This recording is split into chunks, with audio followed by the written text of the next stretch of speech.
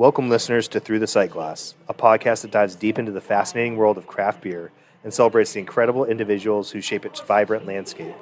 Join us on a journey where we explore the nuances of this amazing industry and the remarkable people who contribute to its richness and diversity. And today, we have the pleasure of sitting down with Remnant Brewing, Charlie and Brittany. Thank you for making time for us. We appreciate it so much. Hey, thanks for having us. Yeah, thanks for having us. So one of the first questions we like to ask is, where did y'all grow up? Charlie, you go first. I grew up in Massachusetts. I've been here my whole life. I grew up in Concord, Mass, sort of in the suburbs, and then ended up moving into Sommerville. Now I live north of the city, but I did live actually very close to where this brewery is for a while. Okay. A long time ago. And been around here the whole time.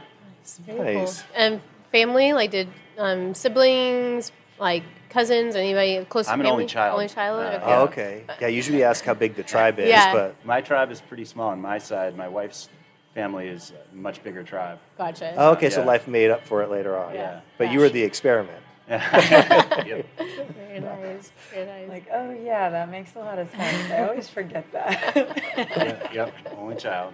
There you All the go. way.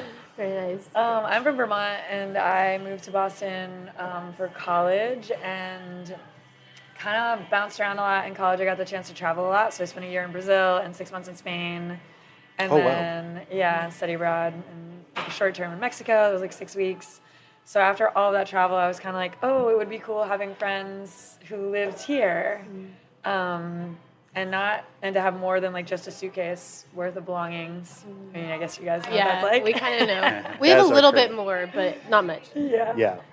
I was really excited to kind of like start a life in Boston and had a bunch of random jobs. I worked for a paper planner company because one of my roommates in college also worked there, and I got all my girlfriends' jobs there, so we'd all just hang out. Back when people like wrote stuff down in paper agendas. I feel like that's coming back around though. It definitely Oh, is. yeah. Yeah. And then I had a job at a bike tour company and a coffee shop. Oh, wow. So that is how I ultimately got to brewing. I gave bike tours throughout the city, and one of the bike tours that we gave went to a brewery. Oh. And so I did that bike tour a bunch of times. I did the brewery tour, made friends with all the staff there, and then when winter came around, I just took my tour skills into the brewery. Nice. Very cool. I feel like that's a good business model for a bike tour to end at a brewery or have brewery stops. Yep. That's smart. Yeah, That's really smart. And then it feels like the rest is history. I went from giving tours to managing events, and then moved into catering. Then Remnant came along. Yeah. Very cool. Your family growing up, so how did you get into traveling, to go back a little bit? Oh, yeah, I guess probably because I'm from Vermont, and my mom complained every year that in order to go back to school shopping, we had to go to Albany, like the next state over. And I never left Vermont, like other than trips to Albany. And I think once when I was really little, we went to Perkins Cove, Maine, which is like just south of Portland. Okay. But yeah, I pretty much didn't leave Vermont at all. And we hosted a couple exchange students. My sophomore year and my senior year, I think we had exchange students. And I was just like, that's what I want to do. I got to get out of here. Yeah. Oh, nice.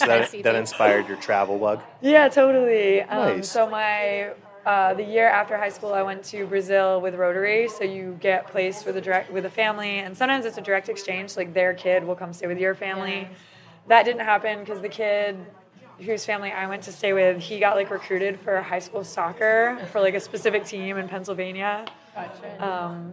So he got to go there and play soccer, and I moved to this like super tiny town in Brazil. Oh, damn. The beer was terrible. And we drank beer out of a straw because we heard that when you do that, you get drunk faster. Oh, okay. Oh, nice. Note for the kids. Yeah. And I guess it's true because it technically increases the carbonation, which would cause alcohol to move into your bloodstream at a higher rate. Yeah. Oh, I for sure thought it was like a fake beer, man. I don't know if the science matches I don't up. know. We'll have to do a study. Yeah, okay. So I'll drink out of a straw and you won't, Austin. We'll see. Yeah, I like We have that. some straws. Yeah. Try it right now. Yeah. I tested out that theory a lot. Gotcha. Did you drink when you were back home, or was it like... I was that feel your like kind I of your first came back experience? and then I didn't really drink until I went to Brazil, and then it was legal, and whatever. Everyone. So it wasn't like sneaky. Yeah. So then coming back, I turned 21 pretty shortly after that. So I was the one who could buy all the PBR for the house parties. Yeah. But none of Yeah. my friends could go out. So there was definitely like a period of time that was this drought of like, oh, I can drink, but no one else can. Yeah, that's kind of a So- bummer. Yeah. And then my first getting into beer and like bar experiences was at Penguin Pizza in Mission Hill. Okay. They had one of my friends who was my age, so a little older than like my college friends. He had Penguin, and a bunch of bars did this, but they would have like a whole checklist. You had to drink every single beer in the bar, and then you got a mug. Right. And then you could drink out of the mug forever. Nice. So he was on that journey, and I did not start that path, but it was just a really cool bar. Like cool imports and bottles, a really good draft list. Stone IPA was like my first love. Okay. Okay. I was gonna ask what your first one was, like the Yeah. first one that you were like this. So I feel like it was just kind of that one friend, he was friends with my best friend, and then she went on study abroad. So we looked at each other and we're like, well, I guess we're friends now. And beer was definitely the thing that we bonded over. And yeah, Penguin was an awesome spot. We went to Bukowski's back then. Bukowski's still a pretty good beer bar. Cash only, hot dogs and beer. Nice. Yeah, that place is downtown. And there was a great beer store on Newbury Street that I can't remember if we knew someone that worked there, or if they just had tastings, but the staff were so knowledgeable and super eager to like share what they knew about beer. And I feel like, we've all experienced when you're trying to get into something and you don't really know what to ask and you don't really know what you like, it's easy to get steamrolled. And I do think that beer is one of the most welcoming like beverage communities that just Everyone that's in beer wants everyone else to drink and love beer Yeah. as Totally. well. Like I definitely would say that's a thing. It's also cool because when you're just starting finding out like cool little like snugs or haunts to go to or craft beer bars or whatever bar, like that excitement of some friend be like, oh, I got to show you this place. And you go there after I've already been to like one or two places, but it just feels like, oh my God, this is amazing. And then you get excited to share it with other people. I think that's one thing I like to try to remind myself is some of the places we like to go to, we're like, oh yeah, this is just like our local spot. But some friends we show, they're like, holy shit. best. And I'm like, oh yeah, I forget about that feeling. And I do think that's why we love doing the podcast is we get to experience so many more breweries that I think we would on we wouldn't normally do potentially because like we like have our like route of like where we're traveling and stuff like that. So like we like to just like send out a wide net and like check out things and like when people say yes, we're like we'll try that and then we'll try like do some things around as well. So like for us, like we get to experience a lot of like really cool like neighborhood spots and like niche spots or like things that aren't like on the like bean path. I was surprised you found us. Oh, I'm not. This Don't be. man can find any brewery that is good. I mean- he's a little hound. He, Thank like, God has for a the nose day and for age it. we live in that you can like Google search, Chat GPT, Ask AI. But then of course it's just like going through and like looking at the website. Anyways, Yeah. there is a process. There's I'm a not process. just It's not just anybody. it's not just willy nilly. Yeah. But I was very excited. Yeah, so it's great. So kind of going back, it sounds like Yeah. obviously you, one being the old, kind of like the older of your friend group, and being essentially like the party purveyor for everybody. For you, so like Golden Fizzy Liquid is kind of how you started out. For you, was that at all like growing up? Did your parents drink or high school? Was there? It was very, very little actually. Okay. So, like, Same. My parents didn't drink at all. Oh, okay. Yeah, it's kind of My weird. dad would have like a beer a month or something, it'd be like a special occasion, the one beer. And then I didn't even drink in high school at all until like late into my senior year. And at that point it wasn't good beer. Right. Yeah, I'm No. glad we're making up for it now. Yeah. There you go. Exactly. But then I remember, like a little after that, prior to turning 21, I think I would usually drink Sam Adams because, someone else would be buying and they'd be like, what do you want? I'd just be like, I don't know, Sam Adams. Yeah. Nice. So I think that was kind of, I never thought too much of it. I did like it, but I never really thought too much about I Beer. definitely didn't think I would be going into any beer related field at that Right. point. But I would like the darker beers Sam Adams had, like cream stout and honey porter I remember liking, and Boston Lager and stuff. And then when I turned 21, that's when I bought a book right before I turned 21 about like beers of the world or something, and just went right down the rabbit hole. Like immediately just got obsessed. Oh, with damn. beer. So what inspired you to buy a beer book? I was like, well, I'm going to turn 21 and I don't know I gotta anything about know, this. So yeah. I Oh, might as okay. well check into Gotta it, figure you it know? out. So it was like a prerequisite to kind of getting into drinking, not necessarily like you were going to brew. Yeah, no, not at all. And at that point, I was just like, well, I'm going to go into a store. I'm going to be able to actually buy. It was exciting. You know, I can buy whatever, but I don't know anything about this. So let me research it a little bit. Yeah. And then I just instantly Like that got is your hooked. stuff. I was super, I was super into beer just from the book. And then once I turned 21, I'd go and buy. We had some pretty good beer stores near where I lived, and I'd buy all kinds of stuff like Anchor, Anchor Steam, Anchor Liberty Ale, but like Guinness, obviously. Even right off the bat, I would be buying some of the weirder stuff because I had this book, so I'd be buying like Schlenkerlo Märzen and like. You get to Tom's those Hardy's chapters Ale where and it's like, stuff. read this chapter with this beer, and you're like, okay. Yeah. So I'd be drinking the super weird stuff right off the bat, and but didn't know what I was doing at that point. Didn't think I'd be going into brewing. At one point, I bought a book about home brewing, but it wasn't even really interested in learning it. I just kind of thought it would be a cool book to read, and then my friend and I decided to give it a try, and then we were instantly hooked on home brewing. So went down the rabbit hole with that. And then eventually my wife talked me into taking a class, like a 6-month class with the American Brewers Guild. Okay. The online course. Yeah.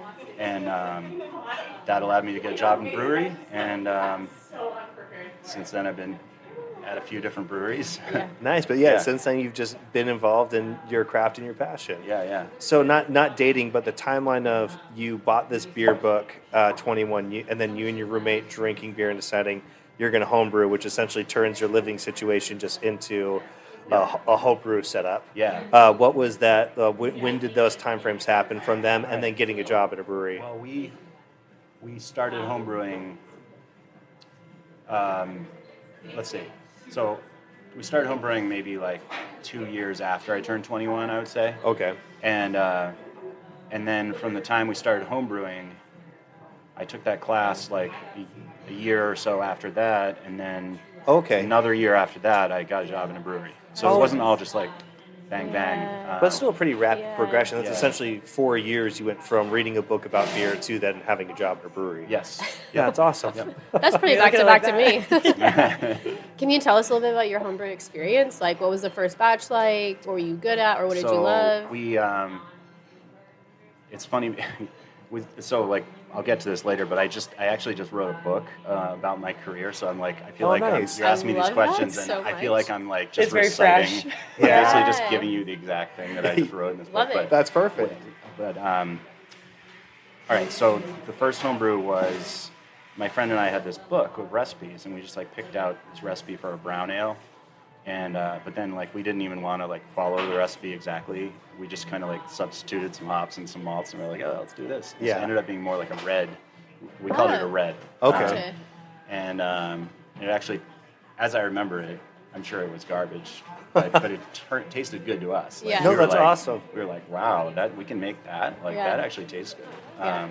And then it was the second beer we did got a little screwed up. It came in way higher in alcohol. It was like more like a barley wine. We were trying to make the same beer, and it ended up being super high in alcohol for some reason.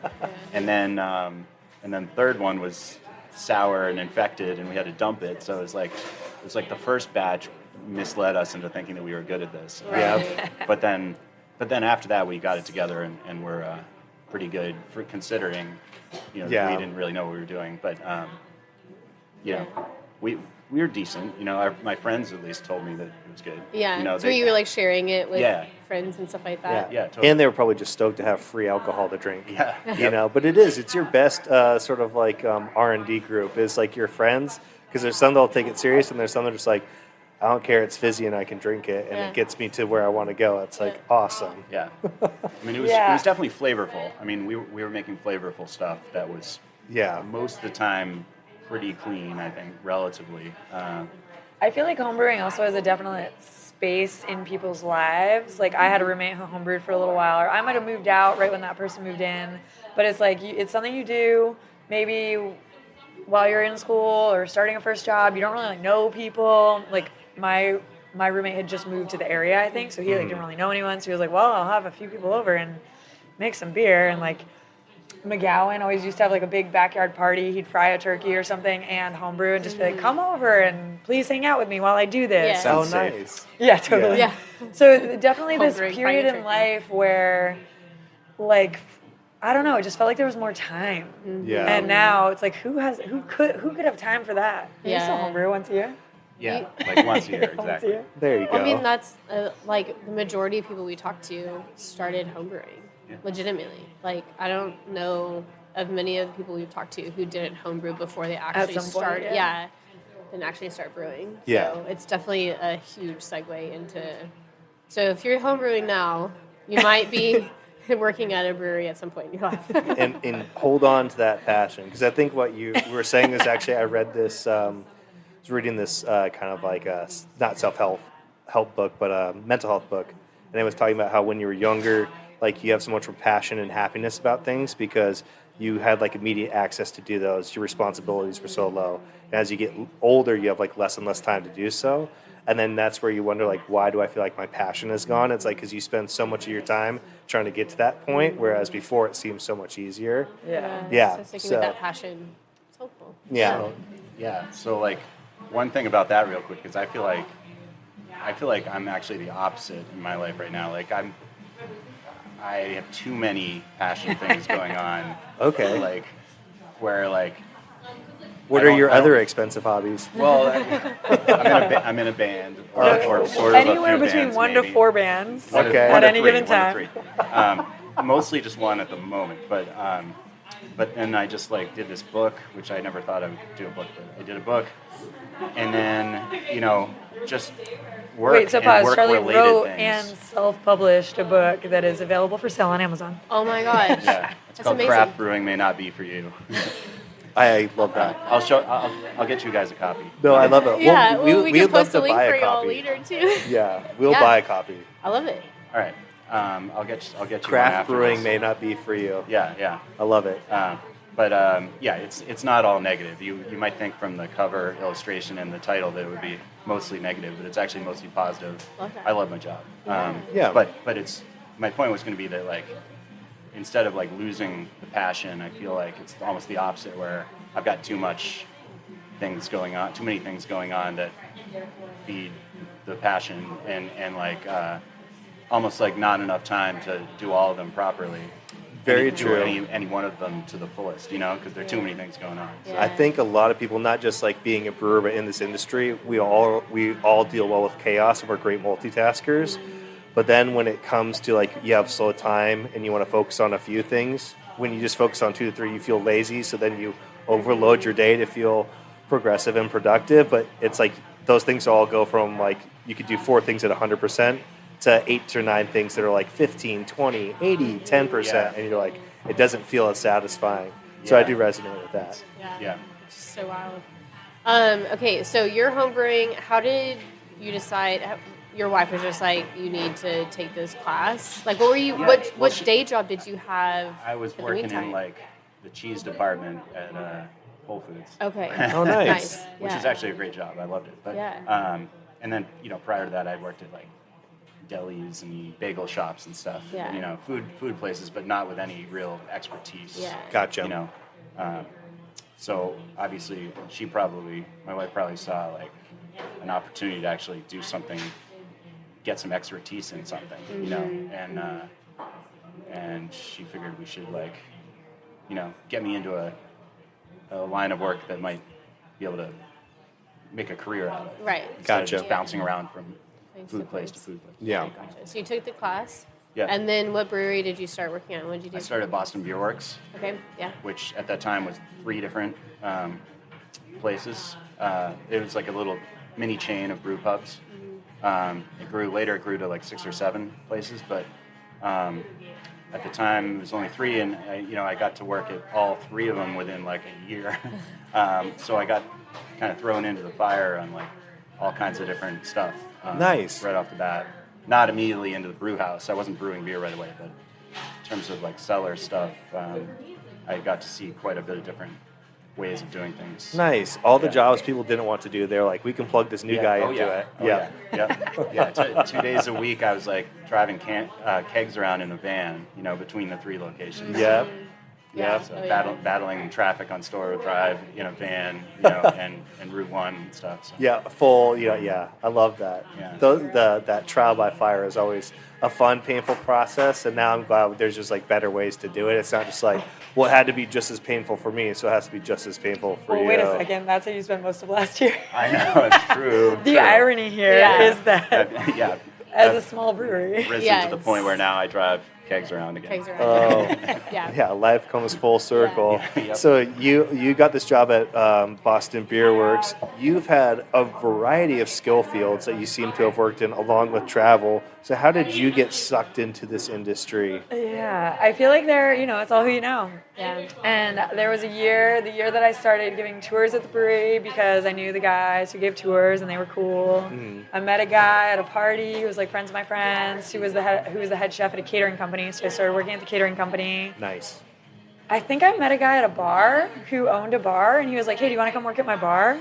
So I started working at an Italian red wine restaurant. Yeah. You have like the golden triangle going on. You And have catering and food, beer, cocktail. I met another guy at a bar Okay. who was a cycling racer who knew a guy who was opening a coffee shop. Yeah. Oh, and coffee. So Dear Lord. the motive of the story is go to bars, you meet people. Yeah. But I started at a coffee shop, very cool, post third wave, all single origin, roastery. Again, not flagship dating, but coffee what shop. year would this be? 2012. Okay, gotcha. Or end of 12, start of 13. Gotcha. So the coffee shop, the Italian red wine spot, the catering company, and the brewery, and to be immersed in learning so many about different wine things. and wine regions and fermentation. I literally gave beer tours, and it probably took 6 months until I was like, oh, now I understand how beer is made because you just read a script. Yeah. 100%. And in a huge production brewery, here, I kind of, at Remnant, it's small. I see the actual process a little bit more. It's a little more intimate and personal. Totally. Yeah. But when you're just saying the same words, it was really interesting when that light bulb went off for me. And then, learning about food, and the catering company I worked at was very farm to table and, talked about where exactly everything was coming from. Yeah. So yeah, it was a really cool and really hectic year. I used a paper planner because I had to write every shift. The catering company. You were literally working at all of these places at once at the same time. Yeah. So it was I thought this was over a couple of Don't worry, me too. years. Working or 4 or 5 jobs at once is insane. Yeah. So it was 2 or 3 days a week at the coffee shop.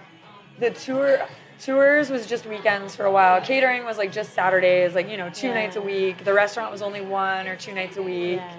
Okay. Yeah, but so it was definitely chaotic for probably 2 years. Yeah. That's what And your 20s are for, though. Exactly. And that intake of knowledge is so crazy to think about. I mean, fine food, my farm God. to table, wine, Yeah. locally sourced coffee and all of that. And just that's service, wild. And service industry on The top. level of, just knowledge and kind of the way things are done that was handed down from all of these managers and all of these really different settings. Yeah. I carry with me today. And You know what is good, what not to do, and then good things. And you've worked all the jobs, too. Yeah. Yeah. And what rules to break, which is my favorite thing to do. I love it. Love that So eventually much. I moved into a full-time role at the brewery, and that is kind of I think I was still doing catering, and that's how I moved into the events world. So after I left the brewery, I went to work for the catering company full-time, doing sales and working weddings, going to the Cape. I had never gone to Cape Cod except to work weddings. Oh, wonderful. Yep. Yeah, and I feel like it was a really good exposure to something that wasn't specifically the day-to-day restaurant life. It was varied and exciting and different. But a time came when I was ready to leave that world too, because sometimes it's I would like to just go to work. Yes. Yeah. Yeah. I've done events and weddings, and yeah, I get it. It can be a lot. Yeah, especially when you forget the water pitchers on every event. Yes. Just me. So often. The water pitchers. Oh no. Literally brutal. Oh my gosh, that's so wild. So that I feel like that is brings us to Yeah. Remnant. Yeah, I was about to say, so how did y'all meet and how did the idea of Remnant come about? I want to go first because Okay. I think my story is funnier than yours. All right. So I worked for this catering company, and I would ride my bike through Davis Square, which is kind of like a little hub. And we had just found out that like a previous manager at our brewery had been fired, and so it was a super tight staff of like the whole tap room was probably 70 people. Oh, And wow. there were probably like 15 to 20 who were really there for years, like a couple years. We all hung out after work. We all stayed over at each other's houses, like really like close crew.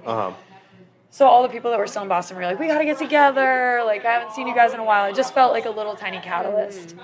So I was riding through Davis Square that day, and I see two of my former coworkers that, and it's been a couple years since we've all worked together at this point.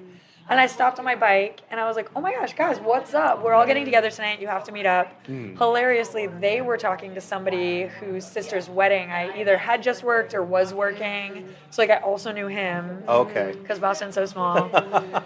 And It's like a Mormon family reunion. yeah, totally. So we ended up getting together that night. It was a great reunion, seeing all these friends that we hadn't seen in a year or so. And one of the guys I'd run into, Dave, was like, hey, Britt, give me your number. We got to get a beer.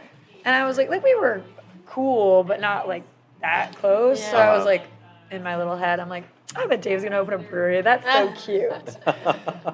So, like, sure enough, we got together the next week or something. And he was like, we're going to open a brewery. And then he said, do you want to be a part of it? And I was like, whoa. Was that, real quick, was that something you thought? I mean, you obviously had this notion that he's going to open a brewery. Did you think you were going to be offered a job or no? I don't know. Okay, gotcha. It was just like, it is funny that even him asking for my number, I was like, oh, he's going to like tell me something. Yeah, he's going to, because I feel like everyone was opening a brewery at that time. Yeah. We met at the Independent, which is a bar like right over there. Yeah. Before they renovated it. And I just remember sitting there and him telling me, and I was like, that could be cool. I'm ready to leave catering, could be a good opportune kind of time. And I said, well, who's going to be the brewer? And he was like, we can't tell you because they already have a job at a brewery and they might not want to. And like, if it doesn't work out, I don't want to lead you on. And I was like, well, I'm not saying yes until you tell me who it is. Yeah. And then they're like, well, Dave, he was like, we're going to ask Charlie Cummings. And I said, cool. If it's Charlie, I'm in. If it's not, I'm not. Nice. Because our paths had crossed, like, not even super often, but just at the brewery we worked at. Okay. So y'all worked at the same brewery? Yeah. Yeah. Oh, okay. Yeah. Sorry. I love this. Light bulb. It's like M. Night Shyamalan, I feel Yeah, like. totally. now. But really in separate worlds, I was kind of like in the Yeah. tasting room, in events, got an email at like, I'm sure you guys have gotten this, like every week or two, we're a student group from blah, blah, blah. Can we come meet the brewers? Yeah. And I would receive all of those inquiries and have to kind of chat with production, or I got banned from chatting with production at some point to field those inquiries. Yeah. Gotcha. And yeah, Charlie was like across the brewery, but always really helpful. Yeah. Nice. Just willing to do whatever like random request I probably had. I love that you were like, this is the person. If he's brewing, I'm in. If not, probably not. Yeah. Yeah. Yeah. Good awesome. intuition. Yeah. And then Charlie had no idea. He was blindsided.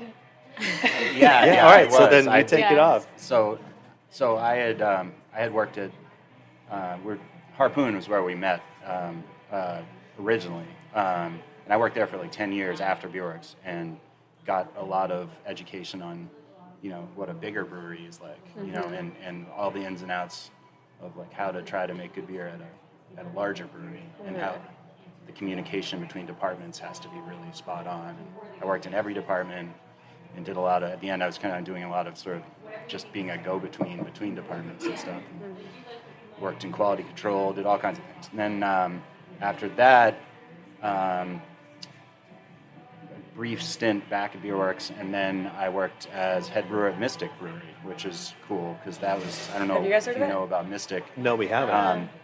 It was a really, really special brewery that a lot of people kind of remember fondly. They actually went out of business in 2019 Oh, due to condolences. some mishaps with all kinds of things. But it was a very popular, very cool, unique brewery that focused on saisons and sort of everything was bottle conditioned and keg conditioned even. Oh, rad. So like really kind of a lot of care was put into this, and it was very. At the end, they did a lot of hazy IPAs, or we did a lot of hazy IPAs, but like it was. Before that, it was all very sort of old-fashioned beer, like trying to do like traditional Belgian stuff with a focus on the yeast and the fermentation. And I worked at a beer bar at that time that we had Saison Renat on, and it was just my favorite beer, like always. Yeah, it's a great beer. And those styles of beers are such great ways, like educational pieces, to like kind of teach somebody about, to like kind of, I don't know, I say project care, being like, look how old this is. Like, isn't this crazy that we still here? We get to sit here and like literally drink a similar or same style, and like it's survived that long. Yeah, love saisons. Yeah. Yeah, so I was at Mystic, and I was very surprised. Our other boss, Joel, came and wanted to go out for beers and dinner at Magoon's, and Geez, you got dinner out of it. I think I just got a beer. Yeah, I got a dinner at Magoon's, and it was Oktoberfest season, so this place has like 8 German Oktoberfests on. It was a great night. Oh, perfect. And then he was like, yeah, we're going to start a brewery. It's like, oh, congratulations, that's awesome. He's like, do you want to be the head brewer? I was like, oh. And I think my ridiculous reaction right at first was I was like, no, you don't want me. Like, I gave him some reasons why I didn't think I was the perfect guy for that job. Like, I don't know. Why is that? I don't know. That was my initial. I was like, well, I didn't ever think about leaving Mystic. I figured I was at Mystic. And I was just kind of like, gotcha. do you, I think I remember telling him like, well, do you really want me? Like, I don't know. I'm like not mechanically minded. I still don't know how to like fix a pump. I've been in brewing since, for 13 years or something. Still don't even know how to fix a pump if it breaks. Yeah, I was trying to give him some reasons why not to hire me. And he was like, no, actually, we do want you. So it's like, that's fun. all right, I'll think about it. And then That's awesome. I remember like basically later that night or the next day, I was like, what? I'm a moron. Like, why wouldn't I want to do this? Because they basically have given me carte blanche to do whatever I want. Like, brewing wise. There's been about 3 beers the entire time that they've even questioned me on. Like, and then they just sell anyway. Yeah, exactly. So it's a great arrangement. We're in a really unique position, I think, in the timing of when we opened and our like company structure, because our 2 co-founders aren't local, so they hired us to run this place, and Charlie is an excellent brewer and I'm pretty good with people, and they put us into these positions where we are making all the right decisions, and then they like pay our taxes. Yeah. Nice. Yeah, they do the And like behind do the the city scenes stuff. like update all the documents for the city. Yeah. And That's awesome. they definitely have oversight. And during COVID, we'd been open for like a year and What was it was almost 2 years. What was so some of the timeline of the conversations and then opening and stuff? Just for so our listeners. It was 2016 that the guys were like, we're going to open a brewery. Okay, so conversation started. 2 years later, in May of 2018, we actually opened the doors. Gotcha. Okay. So there was a lot of hoo-ha in between. Yeah, planning, everything, That's getting really everything pretty worked quick. out. That's, scheme of that things. is, So, and Yeah. for a we- lot of breweries, it really is. I feel you like were the a little average. more involved. Or so we both were in this position where it's like, well, we need to leave our jobs because we're going to start this new job, but we have no idea when. Yeah. So I was able to work at a restaurant with some friends and just like work full time. I was a barista and a bartender and like wasn't a manager, and it was a really beautiful time in my life. Nice. And Charlie, you were a little more involved with just like design and like what do we need in this space. A lot of the planning. It didn't take a lot of time, and it didn't take a lot of hours per week, but it was a little bit too much for me to think about continuing at Mystic that whole time while we were setting Remnant up, so it would have been too intense. 'Cause that was an intense job being the head brewer over there.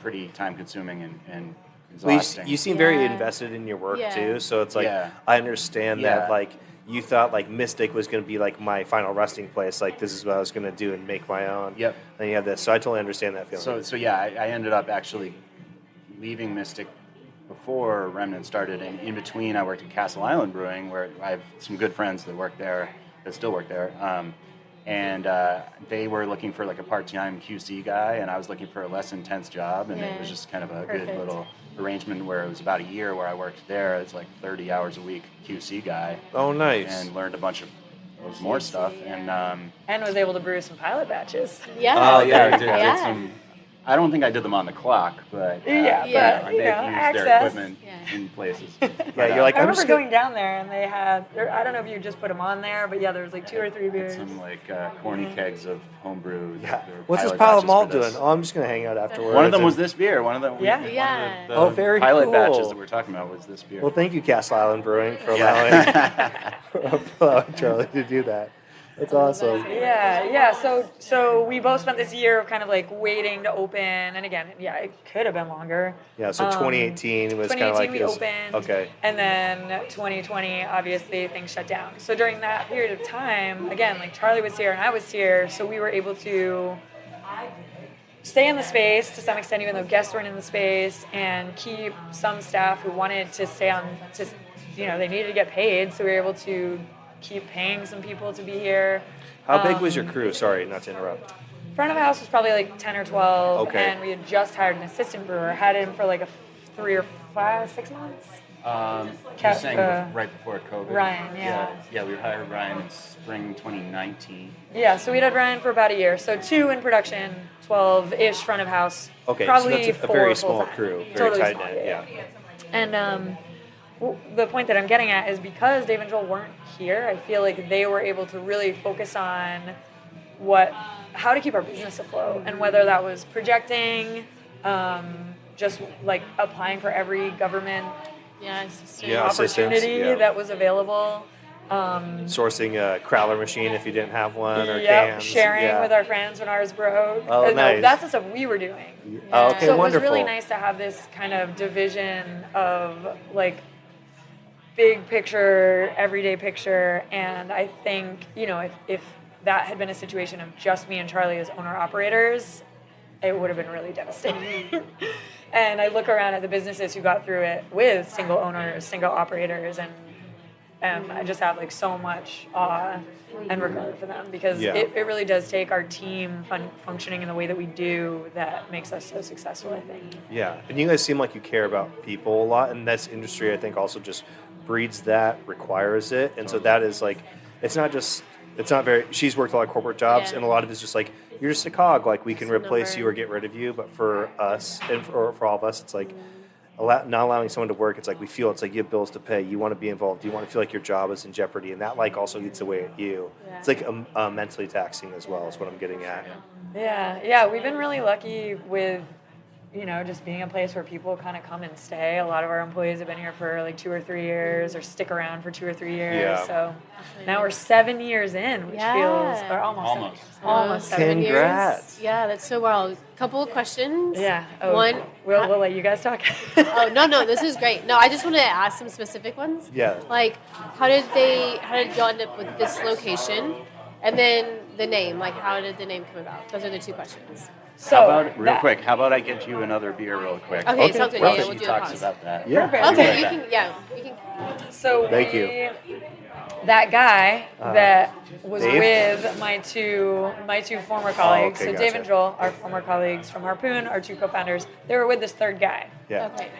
whose sister's wedding. Yes. Okay. I was going to work or had just worked, whatever it was. He is now our landlord. I love this. Boston is small? Is that, you said that? I don't believe it, but I feel like it is. Dave Maybe and the industry is small. All Dave the 3 and- degrees of separation, but how they Yeah. all intertwine to me is like so great. I love this. Dave and this guy, his name is Matt, Okay. one of our landlords. Matt was envisioning this space, which is Bow Market. Bow Market was conceptualized to be an incubator space. So we're here, obviously, on a long lease. You don't put tanks in if you're trying to move them out in a couple years. Yeah. But the rest of this market that we're in has vendors on 1 to 5 year leases, and the idea is that people can like launch a business. Okay. They're 180 to like 300 square foot stores, so somebody who has an idea for a business can do it at a really low cost. Yes. It's Oh, small, nice. but there's Yeah. like so It's dense so small. in this area, and there's like when we like walked up, because when you walk around the area, because we like drove around, and there's just like a bunch of storefronts, and then when you turn the corner in here, it's like, whoa, what is this? I can yeah. like hang out here all day. Yeah. So they had Thank been you so much. conceptualizing this space, Bow Market. Was the And- building, or was it here or not? Yes. Okay. And hilariously, Dave had dated Matt's sister at one point. So that's how it all comes. Yes. That's how they knew each other Yeah. back in high school.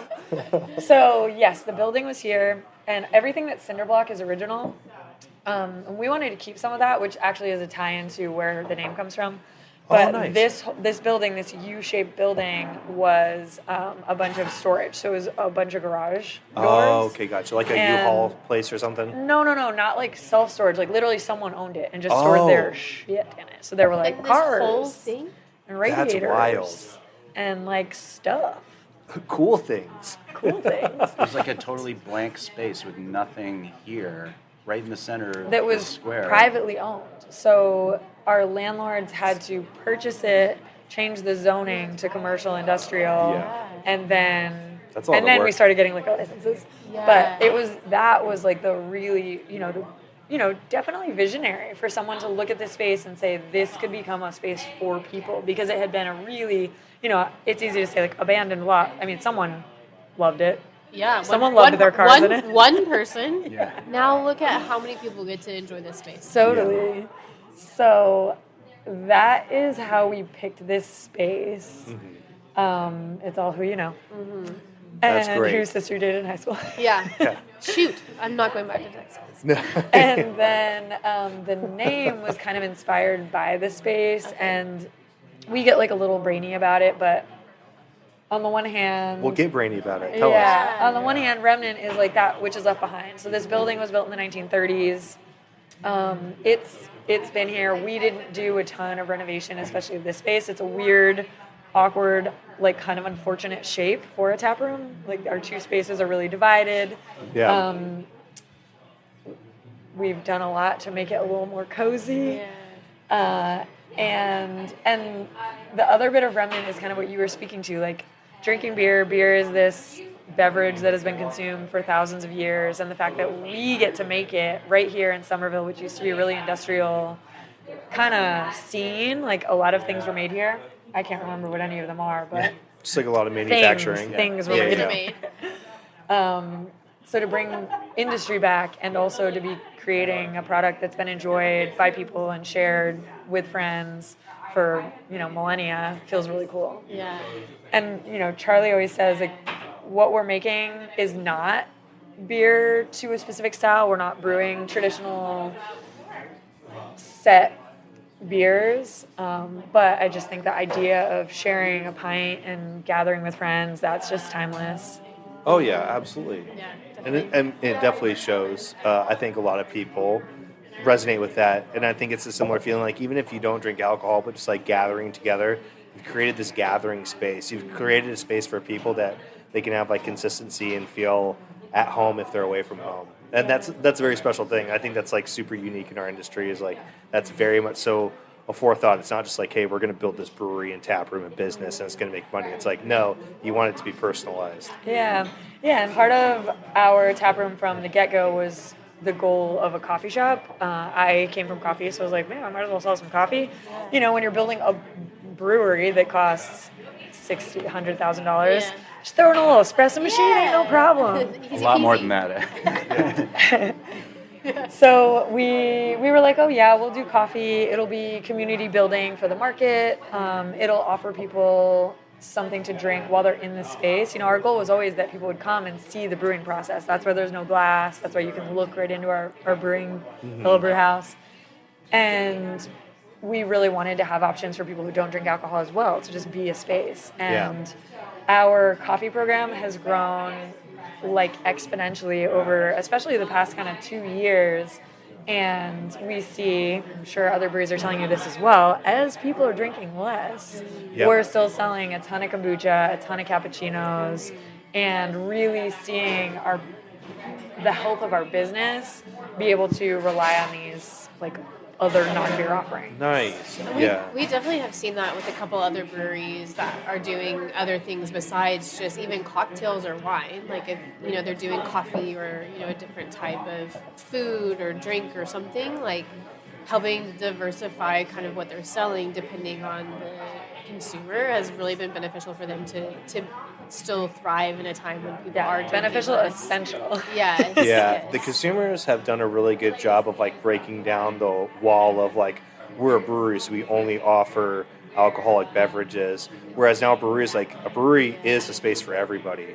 And so that's, NAs, that's hop water, that's it's coffee. And to get on that at like 2018 was very much so ahead of the curve, because now everybody offers coffee, kombucha, NAs, their own made NAs in-house, guest taps and things like that. Anything, Yeah. Just to stay afloat, for sure. Totally. So again, just speaking of kind of our business structure, in having me and Charlie, we are kind of like nose to the grindstone people. We like to get through our day. We both like to have fun at work, and I do feel like our founders, because they're not here, they're able to look at these trends a little bit more and saying like, how are we getting ahead? How are we, they light a fire for us a little bit to say, don't get complacent, never stop striving. Yeah. And it's good. Yeah. You need it. Yeah, you need you someone to remind you to crack the whip a little. When you guys have said, like, with your motto, you just make, it's kind of like what we talked about earlier with Recluse. You guys make beer for everyone. There's a beer on the tap list that is available, like somebody will like it. So with that same thought process of this is your goal for the beer that you make, how does that look like for the creativity, or like what you guys look forward to the future of like what you guys are doing with Remnant? So, I saw the IQ and I was like, hey, big question. to you. So you're kind of asking like what are we moving towards in terms of beers? Yeah, as the brewery grows. So, I mean, one big thing that we've grown into that wasn't really a big part of what we were doing at the beginning is lagers. So, I think COVID kind of allowed us the time and the tank space to make lagers, which take 5 or 6 weeks. Definitely instead of ales, which take 2 weeks. We didn't really make a ton of lagers. We did an Oktoberfest. We did a few other lagers before COVID, but then kind of like seasonal stuff. Once we had the time, we were like, we did a few, yeah. But once we had the time, we were like, okay, let's make as many lagers as we can, because we have this tank sitting here, it doesn't need anything in it, but if we can put this lager in there, and 5 or 6 weeks later, we can see what comes out. And we ended up getting really good at them, and now it's like a huge part of what we do. By we, you mean you? Well, my lead brewer Kevin as well. There you go, Kevin. It's all your fault. Kevin and I both are a big reason why the lagers are good. We kind of just learned how to be really good at making lagers, and the guests love them. And they're poured in the stein, the big foamy head. Nice. On it. And it's fun, and they're delicious, and yeah. Yeah, I guess so. That's something that was a big step for us. Like, we went from making mostly hoppy stuff and Bow Street. When people said, "Can I get a lager?" We're like, "Well, Bow Street Session is a beer that tastes like beer." And for some people, it was still too hoppy, and they didn't want it. Yeah. So being able to offer, like, the world is moving towards lagers, and it gets people who are just looking for something really approachable in the door, keeps them here. Yeah. So that felt like a big change, and now we have kind of a seasonal. We have a lager on all the time. A couple seasonal ones. I'm really excited for our dark lager, which we always release for winter solstice. Oh, nice. It's called Brighter Days Are Coming. Brighter Days Are Coming. Is that like a Czech dark or black lager? Or? It's not a specific. So like with most of our stuff, we're kind of consciously trying not to make an exact style. We're trying. Oh, okay. I like that. Mentality-wise, I'm just trying to come at it from more the standpoint of let's envision the flavor of a really good beer that we want to drink and we want the guests to drink, and let's build the recipe to make it that way, instead of being like, okay, let's figure out exactly how you make a Czech dark lager and let's do that. I see. So it's not like that different, but mentality-wise, I think it is kind of different. So that's always the process I'm trying to do. So we just call it a dark lager. Gotcha. And we're not trying to make it a Czech or a Schwartz beer. We're just, it's that color. It's darker than a Dunkel, more like closest to Czech, but not trying to make it Czech. Gotcha. And all the ingredients are German. So well, I like that. It's like really freeing. It's like freeing for the creative process of like building a beer, because yes, usually the standard is like, what do you want to brew? Okay, what style category does that fit into? We try to... You remove that rigidity, and you're essentially just saying, this is what inspired us. So it could be inspired from a Czech dark lager, but you're not saying that's what it is. It's more like we want to be like, okay, what do I want to drink in a dark lager? And let's like a lager that's dark. Nice. Let's try to make that. Very cool.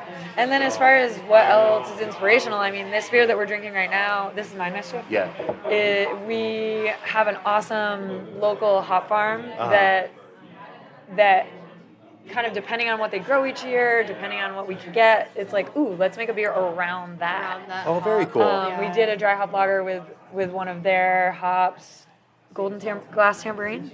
Yeah, Glass Tambourine is the name of the Ooh, beer. I like the names of these beers too. Yeah, Who comes and- up with them? Well, both of those names come straight from Spotify. They're just, if I can't think of a beer name, I just look through music I've been listening to. and then guests ask often, they're like, is this a reference to this book or this song? So that's kind of cool. yeah, and so it's we have a little lot of nice little music-themed Easter egg. beer names. But so ingredients, depending on, there have been some hops that are newish to the market that we'll make a beer around. We'll work with local friends. We have some collabs that are like, we'll work with a brewery on a collab and like it so much that we'll make it a couple more times. But again, there was a time when we were fresh and new, that every beer was new, and now we're torn between, like, there are beers that we really like and that we brew kind of once a year. Not as a seasonal, just like, we only make it once a year. We would make it more often if we could, but there's so we have many all other these other beers we want. that we want to make. So, and then we got to throw in some new stuff every now and then as well. So. Totally. Yeah, so I feel like really being inspired by also what's going on around us. Right now we have this beer on called Partial Credit. It's a 3.4% nano IPA. I love and it. Charlie went to Quebec and tried saw this style and was like, oh, we could probably make that. Yeah, and it's a beer that's been really successful and is just like tasty and kind of different. Yeah. So I feel like traveling inspires both of us. Like I go someplace and come back and like, oh, I saw this, I saw that. Our assistant brewers come up with some really cool recipes. Sometimes events inspire a beer. We just had a chanterelle mushroom Brett Saison recently called Nice. Shroom with a View. I like that. Shroom with a view. Yeah. Did you guys go out and pick and harvest them? We didn't pick them ourselves, but we did buy the mushrooms from a local mushroom shop called it's the Sommerville. Mushroom Shop in Sommerville. Okay. which So I would there's a highly guy. recommend. There's a guy. There's always a I guy love for this. that. I think, being such a tiny brewery just gives us really infinite flexibility. We're not packaging, so we don't really need to plan super far ahead and then approve art and then do the thing that larger breweries need to do. We're just like, oh, what do you want to brew?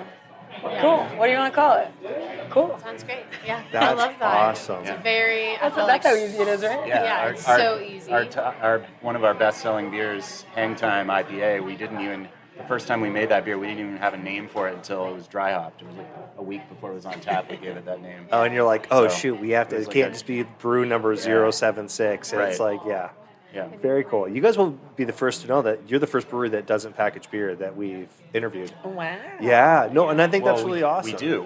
We do package beer. We have Oh. 4 packs. Not yeah. all of them. Like Yeah. literally only Okay, one gotcha. to two of Yeah. them. Gotcha. Yeah. Cool. So Yeah. very limited. Yeah, definitely. Which is We also do exciting. Crowlers. You can always get a pretty wide variety of our stuff in 32 ounce crowlers to go. Yeah.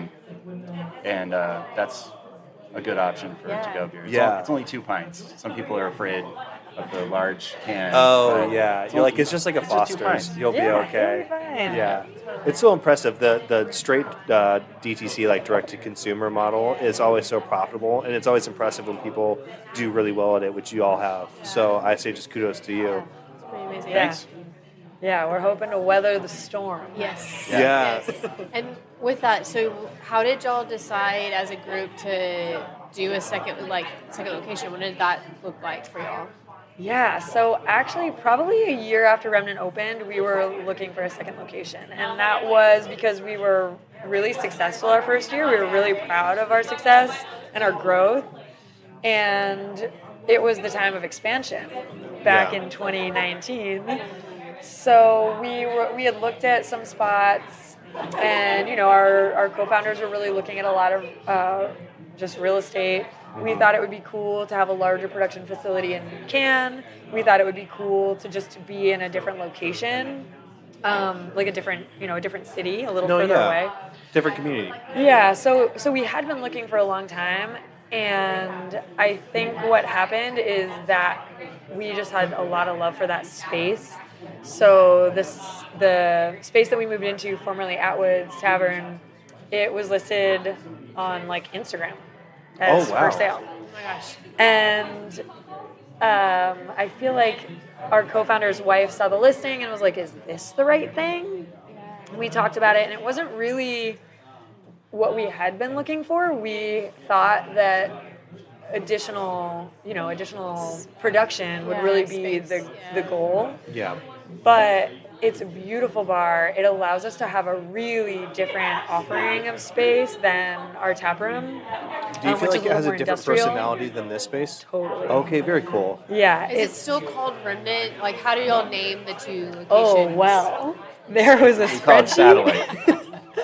There was a spreadsheet, and I think we had 1 hour meetings for probably 6 weeks to settle on the first name that we all wanted to call it, which was Satellite. Satellite. Nice. You know, We it's all a decided that right off the bat, and then we still had all these meetings. all these meetings. Yeah. So it's a satellite location, meaning that, you know, our beer is on draft there, but it is a totally different vibe. Again, like more cocktail driven.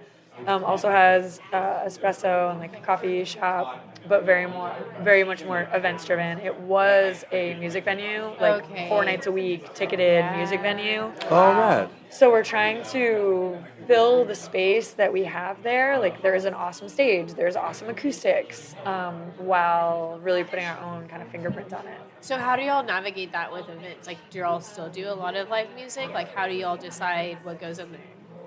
It's not every night, but we Is it just definitely your do live rotating music. bands that play? Yeah. That would be That's We how hilarious. haven't even started? played there yet. We will. I have Will to we? talk to you about that. She's like, you're gonna have to audition. Yeah. We really wanted, so again, we loved the bar that was there. We just loved that space. So it just felt like a gift. And a lot of businesses put in bids to be chosen to lease the space. And I think we are kind of newcomers into food and bev in Boston, Sommerville, Cambridge, whatever. Like I've worked in food and bev for a long time, but I haven't been an owner or an operator. Yeah.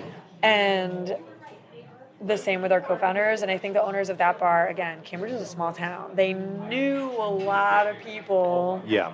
who put in bids, and they were eager to have, I think, a little bit more distance in To not have forming it this be so agreement. personal. Yeah. Yeah. So it's like it's easy to make a business agreement with a business associate.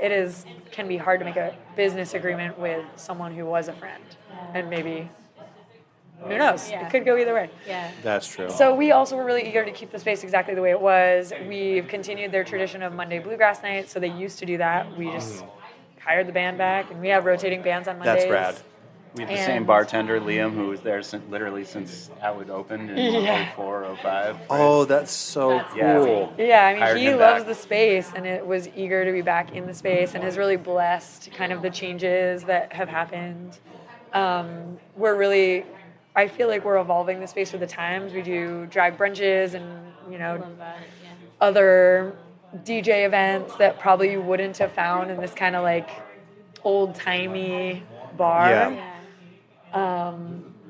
Yeah. So I feel like it was just the best case scenario of we have so much passion for that place, and then we were able to take it over. I feel like it's when you go to the bar you love, and then when they're hiring, you're like, wait, do I want a job here, or will that ruin it for me? Yeah. And this has only made it better. Better. Love Fuck that. yes. I love that so Yeah. much. We definitely have to go check it out. Yeah. I mean, it's not too far. Yeah. No, Yeah. we definitely will. We definitely will. Especially for Bluegrass Night. We love live We music. do. Yeah, we love live music. So running a business through COVID, and like you said, you guys have great retainment with employees, and then also it sounds like you're building a workspace for, it's like, we want you to grow and achieve as much as you want here, but if you want to take that somewhere else, if you feel like you've reached your mountaintop and want to go somewhere else, we celebrate that. What are like keys to success or advice you'd give to other businesses about like how you treat employees or how you retain employees? Because that is definitely like a hard thing that I think a lot of businesses, not just breweries, are struggle with now. Hire the right people in the first place. Hire the right people. I mean, I've been lucky. I've only had 2 different brewers working for me here, and the first one only left because of COVID because we couldn't keep him around. So, but I've been lucky enough that the right people just kind of ended up applying for the job, and I didn't have that many people to choose from, and I knew who the right people were. But I think Brittany is really gifted at hiring people, and has done a great, and Jay now, who's the acting GM at Sommerville. They're both really good, I think, at hiring people. So Hiring the right That's the people biggest is thing. awesome. Yeah. Get the right people in the first place. But yeah, having come up through food service and having 4 jobs for 2 years, I feel like there's things you can change about the service industry, which are like the only control we really have is scheduling and being humane as far as hours and breaks and not scheduling closed opens and then there's everything we can't control. We can't control the guest who comes through the door. We can't control how busy it is or slow it is. We can control how awesome the product is. Yeah, that's nice. And I feel like as a manager, I've always said, we'll get your schedule out a month in advance. And it has been possible for almost the whole time that we've been open. And Oh, fuck yes. yeah, and I don't know, I feel like that's it. We tell people that and are true to it. No, but I think we offer a lot of opportunities to learn as well. Okay. Because anyone who starts with us, pouring beer is kind of step one. Anyone can pour beer. We want you to learn about the beer. So that is a process that takes as long as it takes. And then we can move people into barista. So that's a learning process as well, both a skill set and just product knowledge. And then we can move people into a bartender. And more so at Satellite, where we have full table service and craft cocktails. These are all just different skill sets. And at Satellite, we opened with people with a range of service experience, but most of us had not worked in a restaurant. Yeah. So we all learned together. Yeah. Yeah, I mean, that is a huge thing. I think for myself, there's certain skills that you can't teach and you could learn or be better at with feedback if they're there, but there's certain things that you can't teach anybody. And I think for me, that's the one thing that I noticed the most about the beer industry is that it is so welcoming to anybody to come into, because it is something that you can learn. And if you have a passion or a desire to learn and you have a good work ethic, and then you're somewhat good with people, you can learn to be all those things and better. If you have good managers to help support you to grow and learn, then you feel like you want to stay and you want to learn more and you want to help more and you want to give back to what has been given to you. So I think it's not only just who you hire, but it's y'all as managers and individuals also pouring into those people to be hey, we know that you haven't made coffee yet. Do you want to learn? And then someone taking the time to teach you to learn something, that's so huge. And I think it's taken for granted. A lot of people are if you don't know it, then go away. Yeah. Totally. Yeah, I feel education is what really separates a brewery from another place you can go. And I feel like we're pretty, hard on education. We really do want people to know the basics, the hops in all our beers, the ABV in all our beers. I worked at a 30-tap beer bar and had to know all that. Yeah. This is a lot easier than that. And I would say also, as far as keys to success, shout out the co-founders for basically allowing us to sort of have free reign and have the confidence in us. And that's been huge, I think, for me. That's a big reason why we've been so successful in a lot of ways, is because we have the confidence of being able to sort of own it, own the decision making and really I think there can be successful models, obviously, where someone's a lot more, where the owners are a lot more involved in the day-to-day stuff. But for me, I think key to our success has been how we were able to just sort of feel like we own the decision making and we care about it. Yeah. I guess they get that we care about it and they sort of let us do our thing, and that's been really good. Feels and unique. So if you I think it get probably the right is. people, let them do their thing and have the confidence in them, and that will probably pay dividends. The industry attracts people that are very, I think, business savvy, but there is a personal connect, and they want to make sure it's it's not just trust, but it's I think this person is genuine, and the values that they say, that's who they actually are. I have a lot of imposter syndrome. When she met me, I had worked 6 years in production, but I still didn't feel like I deserved to brew. I was I got to do more and more and more. And I didn't realize over my career I had plenty of people that were had trust and confidence in me, but I didn't. So it's nice to have somebody that's you didn't expect to be offered a job, but they're listen, we have this business idea, this is what we want to do, but we're going to let you literally just guide it, personalize it, run it, make it your own, and we believe in you in that. And for me, that'd be terrifying, but also it can be so self-reassuring where it's like all the hard work that you all have done or we have done is like, oh, it is here. It's actually true. It's not just like something made up in my head. Yeah. So that's very cool. I love that so much. And well-deserved to both of you. It shows. Yeah. Thanks. So my question, I feel this is a good lead into it. If you were to give your younger self a piece of advice, what would it be? It doesn't have to be, like we always say, it doesn't have to be like brewery or like business or whatever, but it could be. So Yeah. I'm from Vermont, like I said, and Ben & Jerry's is from Vermont, and every car, 1 out of 5 cars on the road has the Ben & Jerry's bumper sticker that says, if it's not fun, why do it? And I love that. Yeah. I feel for better or for worse, like I've really like taken that to heart, and that has driven like all of my decisions. Like, oh, go be a tour guide at a bike shop. Oh, go be a tour guide at a brewery. Oh, open a brewery. And like Charlie was saying, like I think we both take a lot of ownership and pride, but that's because it's fun. I mean, mostly fun. Today I plumbed out a clogged espresso drain tube, so there's that too. Yeah, But dirty work that it can still be fun. It doesn't mean that it.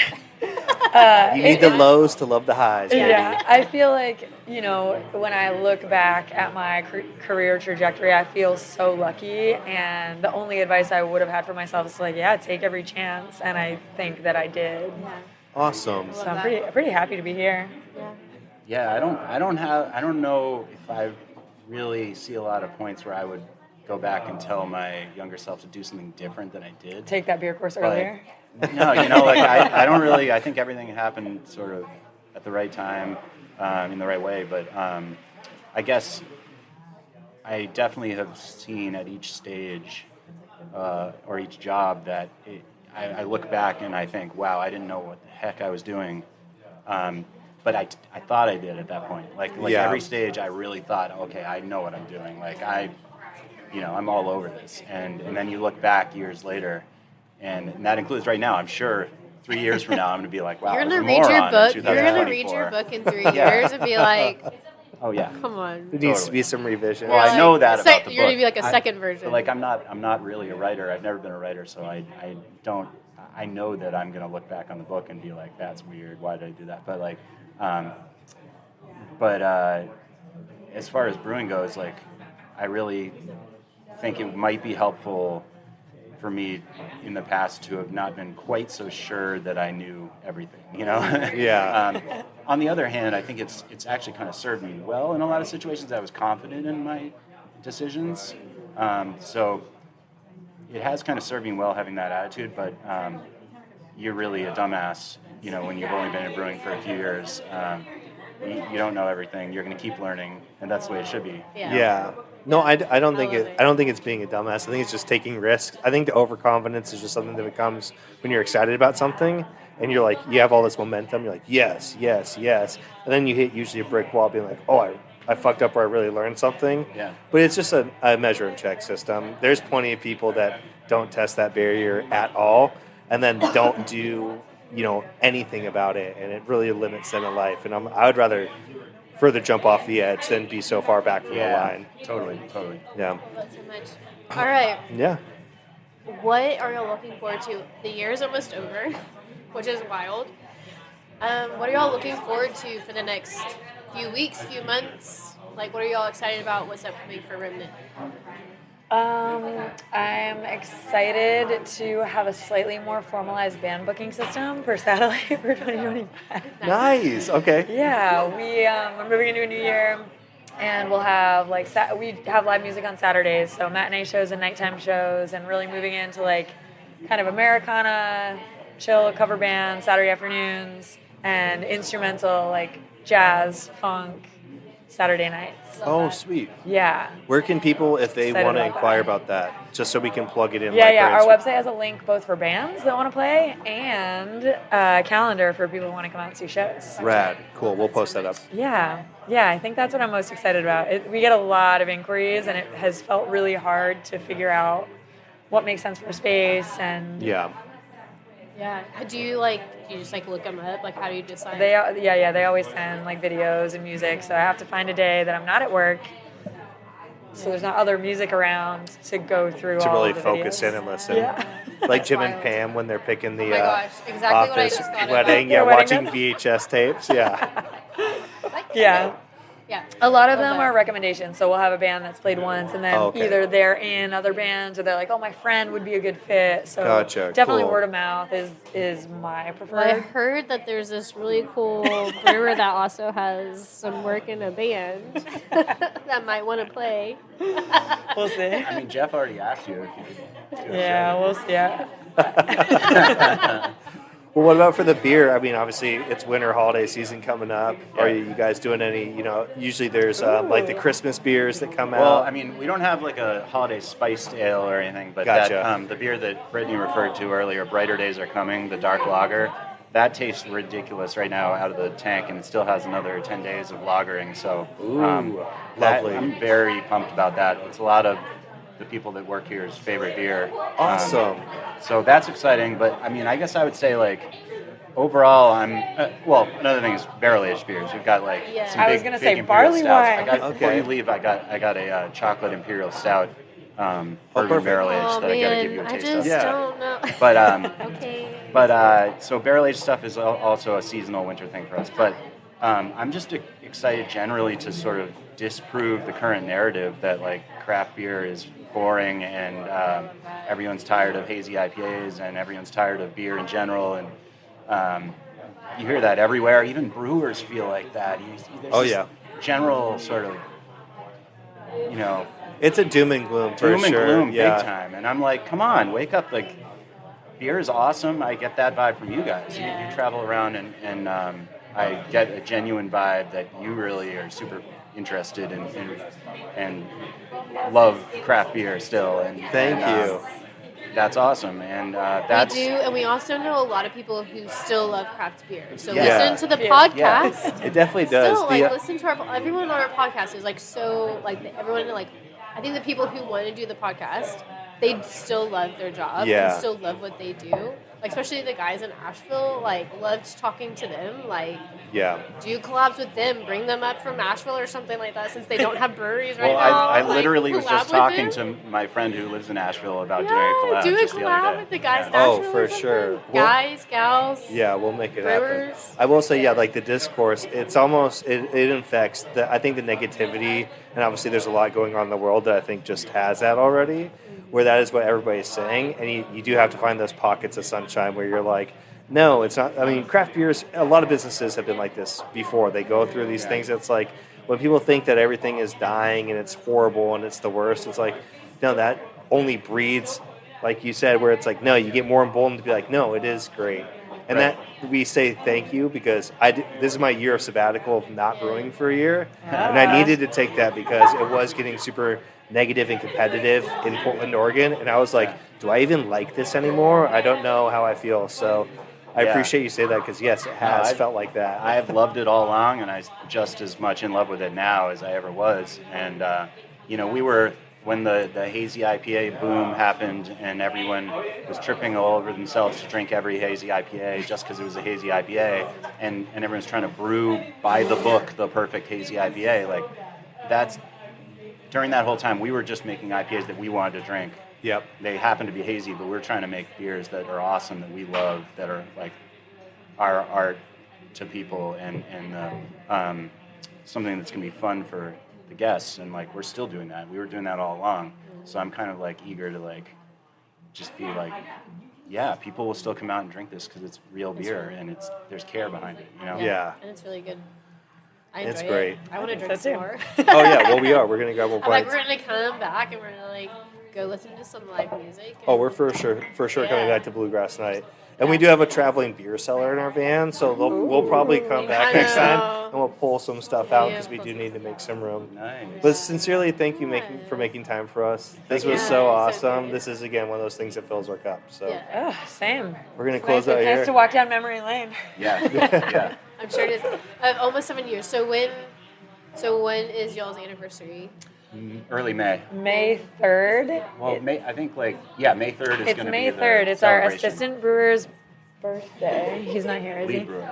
Our lead brewer's birthday, and he doesn't know it yet, but our anniversary will actually just be his birthday party. Oh, I love That's that. awesome. That's awesome. That's amazing. We'll start planning it after the new year. Yeah. He'll hear about it on And the those are great podcast. holidays. You have Yeah, May perfect. 3rd, you have May 4th, the 4th be with you, and then you have Cinco de Mayo. Like, Yeah. that's great. That's It's a good little perfect. run-in. I love that so much. Well, thank you all so much. Thank you, guys. This is a blast. Cheers. Cheers, y'all.